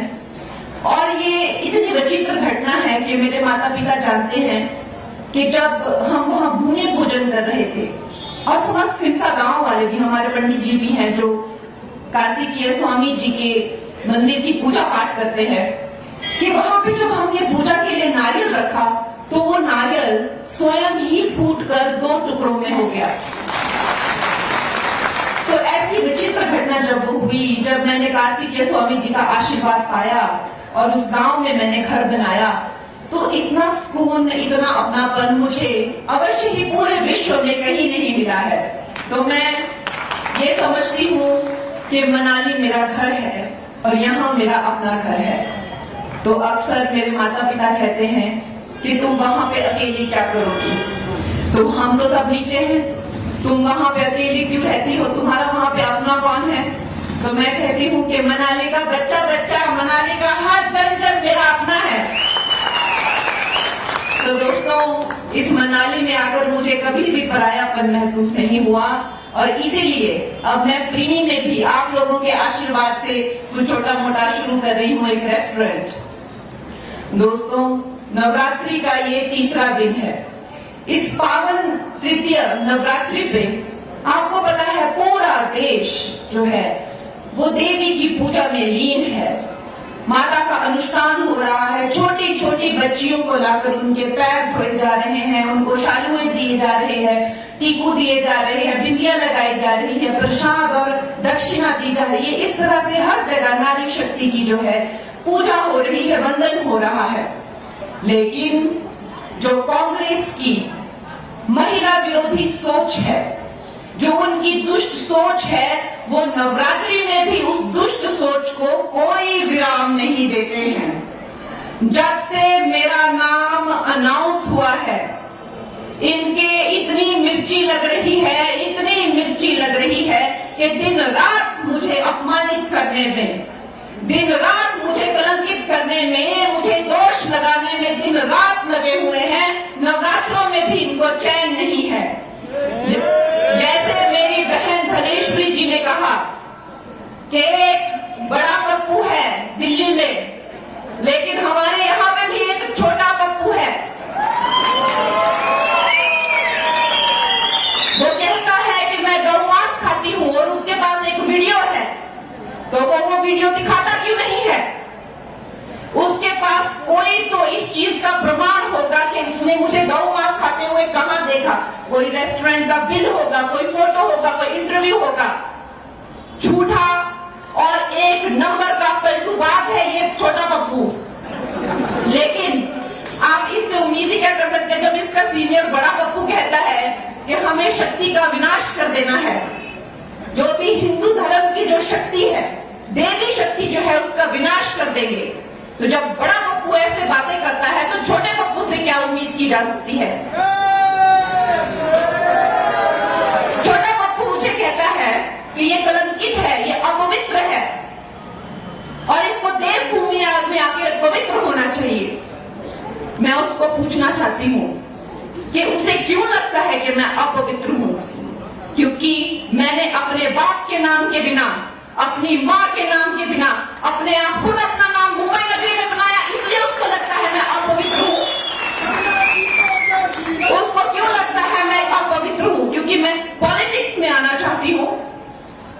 उसकी क्यों जल्दी है कि मैं पॉलिटिक्स में आना चाहती हूं। मैं अपनी महिला बहनों को पूछना चाहती हूं कि ये जो पुरुष प्रधान समाज है, आज तक हमने इनको वोट दिए हैं, आज तक हमने सब सपोर्ट किया है, लेकिन आप अपनी आंखें बंद कीजिए और अपने आप से पूछिए, जब आप सोचते हैं कि सेंटर में कितनी महिलाएं हैं, मिनिस्टर कितनी महिलाएं आपके सामने आती हैं, 2-3।